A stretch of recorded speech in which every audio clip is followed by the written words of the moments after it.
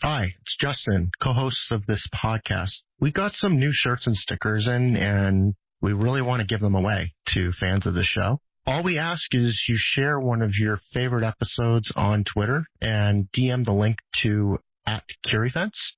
And if you prefer email, drop a line to podcast@curifence.io. Thanks, and I really hope you enjoy the show. It's actually a very interesting point about core versus extensions, which brings us back to the question of reliability. The reason that the core is not kept very limited is to ensure stability, availability, and security of the core.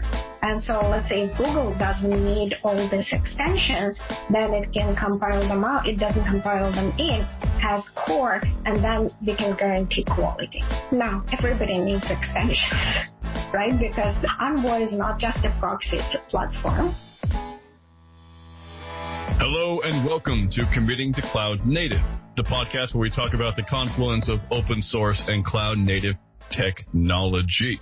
We have a very exciting guest today from Google, but before I get around to introducing her, I want to make sure that the listeners know about the panelists, because our voices are going to come up and it's nice to know who we are. So I'm Richard Littauer. I'm your host today. With me is my co-panelist, Justin Dorfman. Justin, how are you? I'm great, Richard. How are you? Always good. And my other co-panelist, Zuri, how are you doing? I'm great, Richard. How are you today? Also still good. Hasn't changed in the last 10 seconds. Thanks for asking. All right.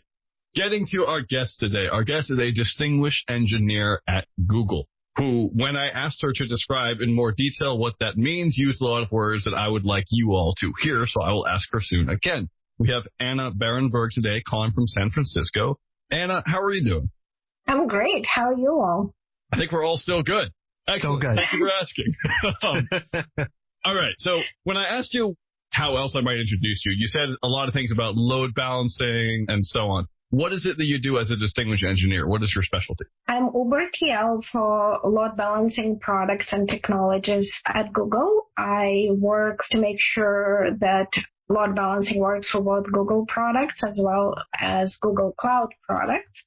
And I've been at Google for 15 years doing just that. So I have a silly question. 15 years is awesome, by the way. Wow. I'm unfamiliar with the term Ubertl, and that may just be me, but in case it's any of our listeners, could you describe what Ubertl means? Well, there are very useful people as engineers who implement code, and then you have TLs who actually guide them to build and design services and systems. And then when the scope becomes too big for one TL to cover, then you have multiple TLs. And then you have Ubertls who work with the TLs. It's like hierarchical system where Ubertls now guide and design and architect a whole areas and the families of products. Technical lead. Got it. Yes. Technically, what you've been doing at Google Cloud, I mean, since 2015 you've had this job, is you drove the modernization of Google Cloud compute application networking by embracing emerging cloud native technologies using Envoy Proxy with Traffic Director as open service mesh and universal control plane that powers all Google Cloud applications load balancing products. I just read that from your bio, which is why I was able to rattle it off so fast. Can you describe in more depth what that all meant? So we had our own proprietary load balancing proxies and control planes. And then a time came when we realized that for Google Cloud to achieve its principle, Google Cloud considers itself to be open cloud, where we embrace open source technologies. And we basically, essentially, you can think about cloud without borders. Because once you use open source, then everywhere where the customer runs, they actually can become part of this open ecosystem of Google Cloud.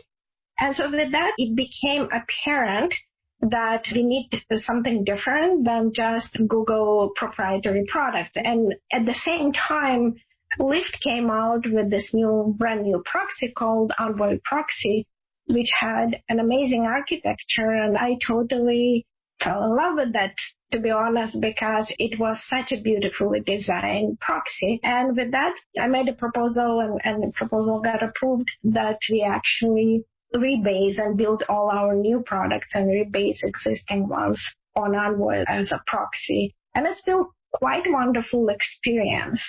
And why that philosophy? Because it allows actually to embrace data planes that run pure Envoy on somewhere else, whether it's on-premises or another cloud, and use our own control plane to manage them, as well as our managed LB products. So ever since I've been using Google since like 98, it seems like it's never gone down. And is that true? Like, does Google search ever go down? I've never seen it down. It seems like it's very critical that it's always up.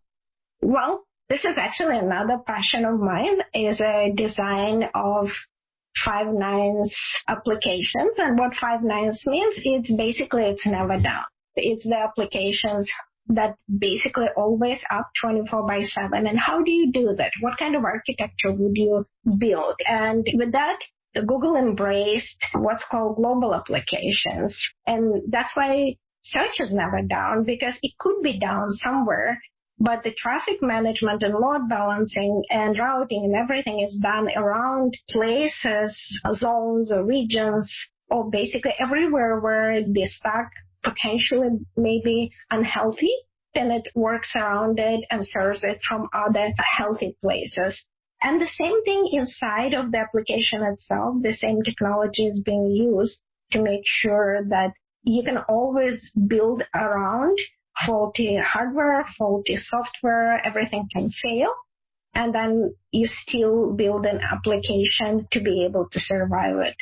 Just out of interest, not for self-promotion, we published recently a paper titled Deployment Archetypes for Cloud Application that talks specifically about all sorts of deployment and global deployment as part of it.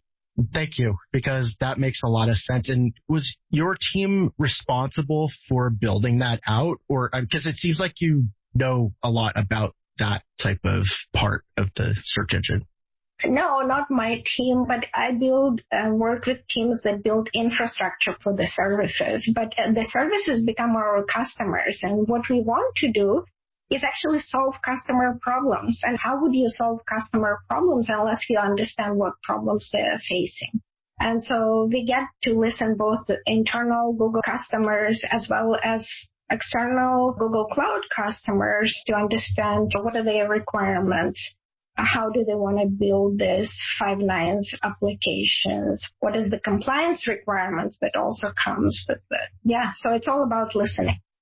I would say to me, Anna, you're SDN, and you're actually defining the software-defined network, which people may not be aware of, because those tremendous trends and revolutionary takes 99% in the backend side of the story, at the backbone, at the infrastructure of the cloud.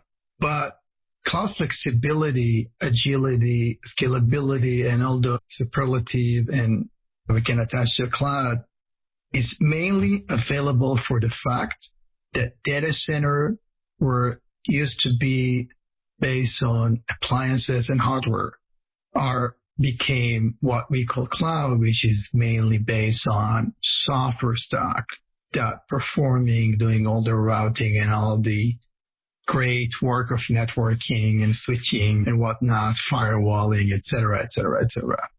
And the world is stepping towards this software-defined network. I believe, I don't know numbers or predictions, but they talk about ISPs one day also transforming to that type of infrastructure and 5G and so on and so forth.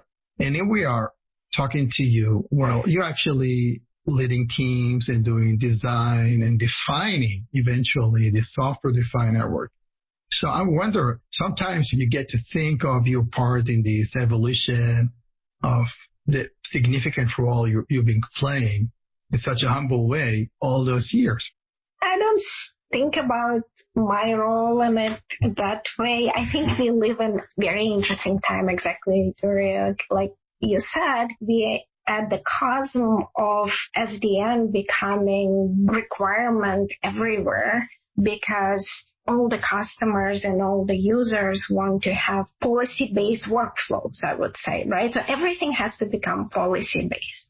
How do you propagate policy? How do you get this policy enforced? How do you do it in a uniform way so that the consumers don't have to think, oh, I'm going to enforce one policy on a hop and another policy on another hop because it comes from different provide or different functionality. How do we bring networking together under one umbrella in a way that a customer can define a single policy, let's say access policy? Who can touch this bucket, or who can talk to this service, or who can actually go to internet? How all these policies can be defined in a very simple way and enforced in all network paths, no matter how many network paths are there and what equipment or what products do they use. If we get there, I think this will change how people think about networking. In fact, they probably stop thinking about networking. They stop thinking about security, right? And that's the goal of it. People should be thinking about policies and not the infrastructure that allows them to propagate and allows them to enforce. So yeah, my goal is for people to stop thinking about networking. So I have a very silly question because I'm just not the expert. And I know that Justin and Zuri work on this stuff all the time with CuriFence. I don't. I'm largely here on this podcast helping to guide guests along. But I do need to ask, and you seem to be the expert, so I wanted to ask you. When I think of a proxy, I think of what I use to stop people knowing that I'm using the Pirate Bay to download Star Trek episodes. That's obviously not the only use for proxies. How are proxies used on a day-to-day cloud basis at Google? There are multiple reasons for using proxy. In some sense, you can think of it as a choke point. So anywhere where you want to choke access to something and enforce policy and make sure that there is control over traffic, you put a proxy in there, right? That's one way. So think about it like a gateway, the place where trust domains meet together. Let's say you have one team of people who trust within the trust domain, you have another team of people who trust, and then you want to connect these two together. To connect these two together, you need a thing in between that would allow basically somebody authoritatively say, okay, this traffic can come in, this traffic cannot come in, this traffic should be augmented, this traffic should be thrown away, whatever. The other part of the proxy is, especially of reverse proxies, are load balancing. And so behind proxy becomes a load balancer. So you're able to hide actual workloads and size of workloads and deployments of workloads from the people who consume the service.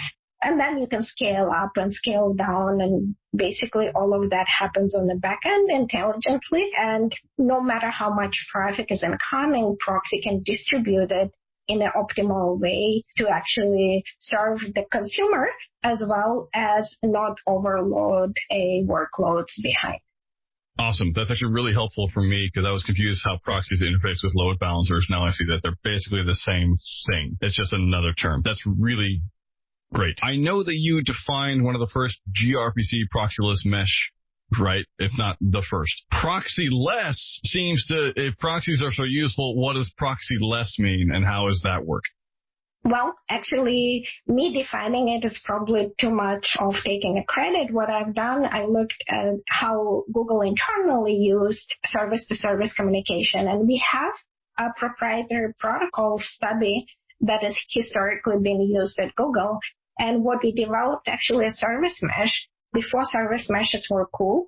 And what that service mesh, what it did, it had a control plane, it has a data plane, and then control plane actually manages data plane, which is part of the study transport and framework that is linked into the client code and the server code.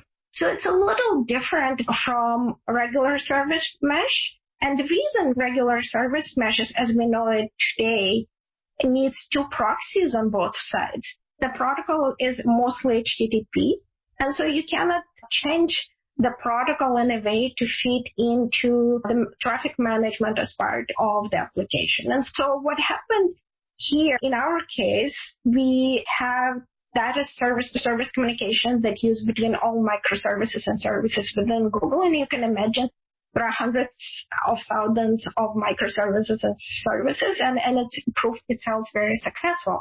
So when I looked at cloud and how important gRPC is to cloud because it allows for much better productivity and velocity of cloud developers when using protobufs, and how well it fits with the Kubernetes as modernization. While Kubernetes modernization of compute and control plane, the gRPC is a modernization of application networking.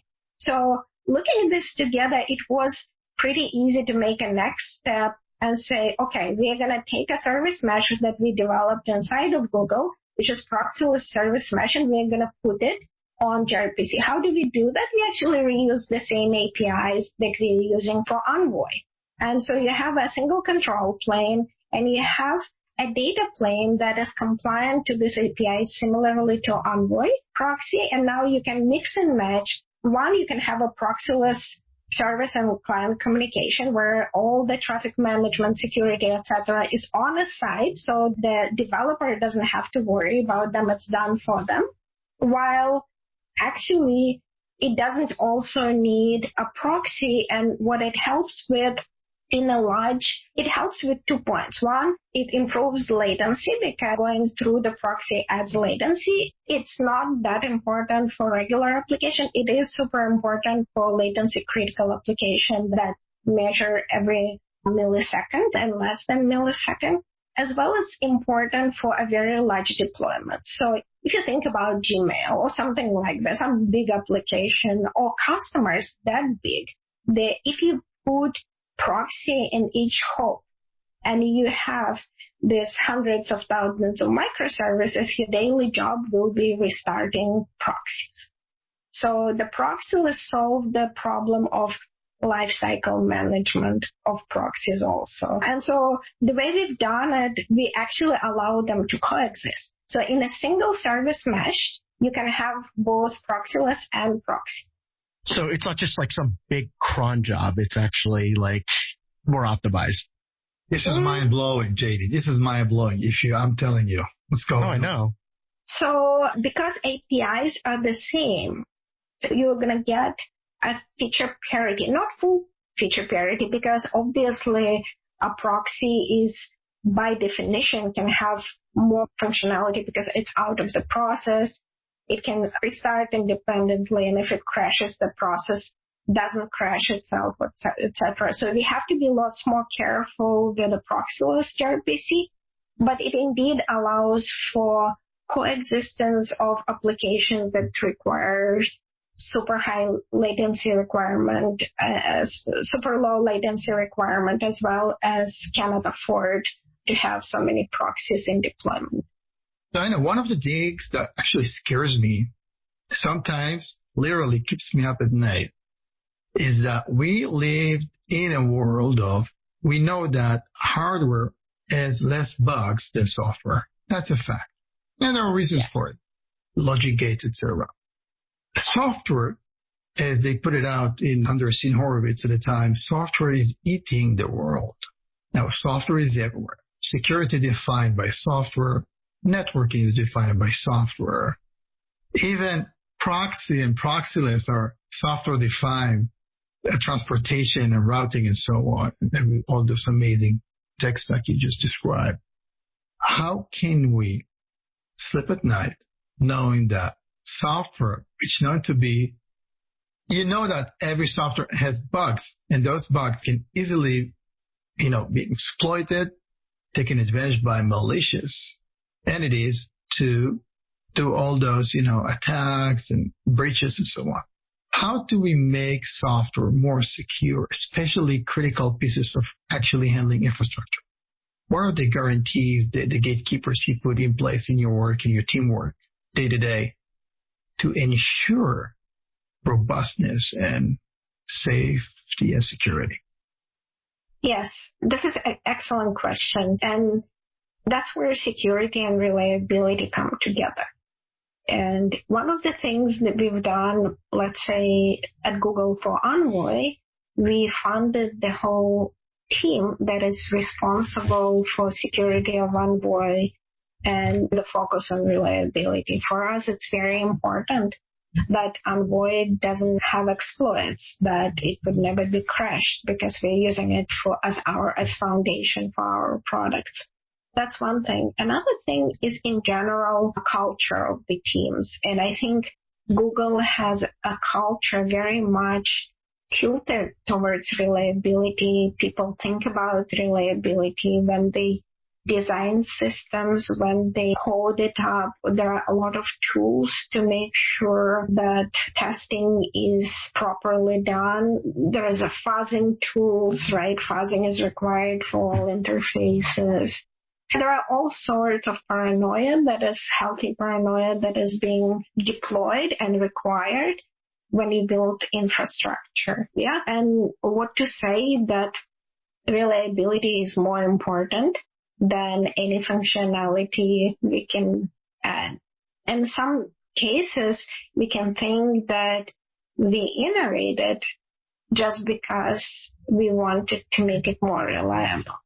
So the innovation is not necessarily comes as the features that customers see, but how reliable we make the systems for the customers. Can we talk a little bit more about Envoy? I'm not sure how far can you go in terms of, things of which are proprietary within Google, because it's not a secret that Google has its own flavors. Plurals used to be a flavor of Envoy. Now it's probably, I'm assuming, flavors of Envoy. When we started CuriouSense, we looked at, okay, what platform do we want to hook on as the first iteration of the product, of the solution, and we picked Envoy, not being aware of the very fact products, Google Cloud products, and apparently AWS and Azure, they are all following Google as usual and rewriting their own cloud stack on top of Envoy. So Envoy, to some extent, if not yet, will soon become the operating system, sort of the operating platform of the cloud networking, application networking. Now, there is a barrier, though, in Envoy in terms of having it that in one end, build the architecture you mentioned of providing API and extendability in the first place. So Envoy's own feature, as we had Snow, one of the maintainers of Envoy, explained to us that when they discuss the feature of Envoy, they first look, can we implement that feature as an extensibility using the Envoy core API? And very rarely they will change the core. In most of the cases, Envoy development is done as Envoy extensions. This is how Envoy is built and extend and expand. So these vary, I would say, extendability and multiple API and extension you need to take into account in order to get started, provide some sort of barrier to beginners to begin with. But on the other end, once it's like using Vim as an editor.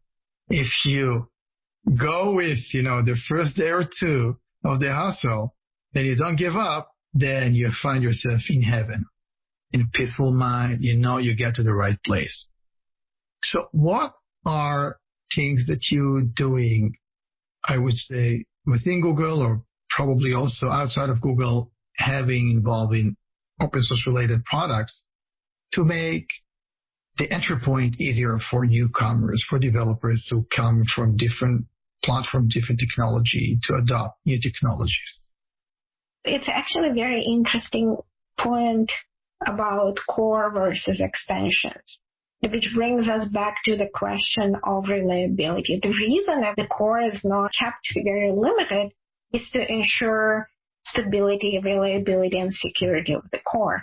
And so let's say if Google doesn't need all these extensions, then it can compile them out. It doesn't compile them in, has core, and then we can guarantee quality. Now, everybody needs extensions, right? Because the Envoy is not just a proxy, it's a platform, as you said, which of all the functionality is built as extension. One of the things I think is going to simplify in the future onboarding and extensibility. There are two things. One is standardized interfaces for remote filters. There is one type of authorization remote filters like external auth-z that has predefined API. So for that, you wouldn't even need to touch Envoy proxy altogether. You can run your filter collocated if it's authorization filter, so you can build the services based on that. And the other one that is now in development from Google developers actually is called external processing. So that one also is gRPC call out from proxy, and it'll call out to collocated service, and the service can actually do a modification of requests if needed. So that would allow onboarding of people without ever touching a proxy itself. The only thing that does need to change is a configuration. So the configuration is given by control plane to proxy, and then the proxy will call out remote services. This is like totally mind-boggling. And the second option is WASM, Proxy WASM. That will allow developers to actually compile their code all together independently. The ABI are going to be standardized also, so it's going to be a standard way of getting the data in and getting the data out, and that's it. So I think you rightfully so, you said that usability should be a concern because more and more people using Envoy to implement, again, SDN, right? It's all about value-added services on the top of this platform. Speaking of extensions and platforms, when is Google going to adopt QueryFence? I mean, we have a thriving community, and we can, we have room for one more organization to start using QueryFence. I'm not a network security person. Oh, come on, Anna. Justin, you're going to scare away all our guests if every single time you're like... This is my KPI. This is my KPI. I need to get it. But Okay, actually, Anna, go ahead. the interesting conversation to have is how Envoy as a platform can allow coexistence of a functionality in some cases could be competing, in some cases complementary. How can we build the offering where the consumer can decide I want some functionality from this product from cloud provider native offering versus I want to add on? Like in this case, Google Cloud has a product which is in the same space as QueryFence, which is called Cloud Armor. So it's an interesting proposition to develop an ecosystem like that. Justin, you were not aware, but you should be aware at this point that Anna is a great inspiration on us while we were in the very early days of QueryFence. I had a call with Anna Projekta, who probably will follow you up on this podcast, Anna, and Matt Klein, that when we discuss actually QueryFence strategies, architecture, Envoy, and so on and so forth. So the contribution from Google is given already, JD, on a day-to-day. Not enough. Yeah. Not enough. I need more. Yeah, but don't worry.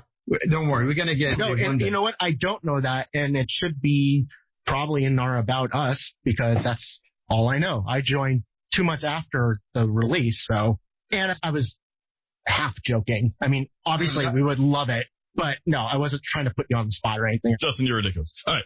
Here is a follow-up. So,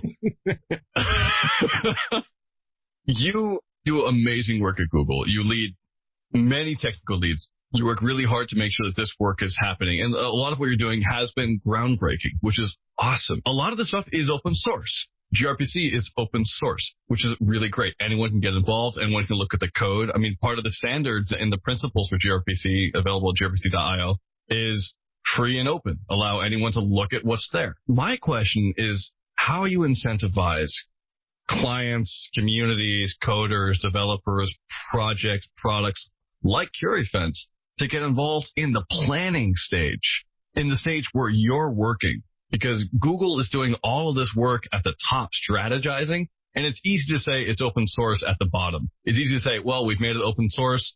Go ahead and use it if you want. But it's much harder to integrate feedback from the community at the stage where it's how we're building all of this stuff and strategizing our knowledge base. So what are you doing? What are your teams doing to make sure that the needs of QueryFence and other projects like our listeners may have are taken into account at like the very high level? Well, we're always listening. I think listening is underappreciated activity. And it's important to listen and important to understand not a single requirement, but a collection of requirements. Because when you have requirements from multiple people, then you're not looking at solving a point problem. You're looking at solving a actually generic problem. And so we're always listening and being attentive to people who both contribute to open source as well to our customers.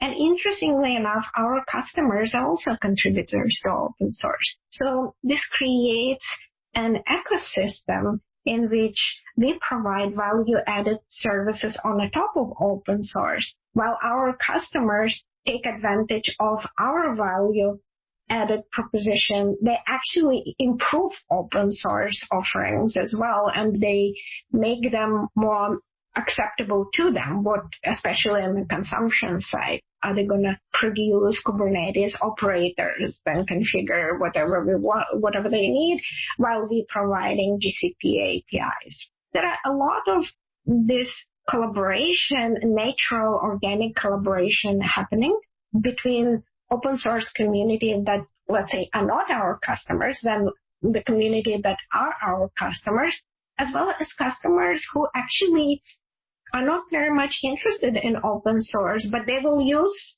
cloud native, right? So you have a spectrum of customers, and all you need is to listen to understand what they're missing. I love that answer. Thank you. We are coming up on time. So one of the questions I have is, aren't we started that? I want to keep going. She's fun. Okay, well then, go ahead. Edit. Do you have more questions? No, Paul, keep that in. I want it to be real and show that we want to keep going with Anna. Unless we do want to keep going. You got something, Anna. I don't want you to, I don't want to abuse this privilege. You're all funny. Thank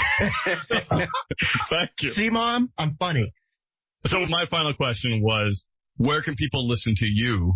And do you have any final thoughts? And if not, where can people find your final thoughts elsewhere? Your other thoughts on this sort of stuff?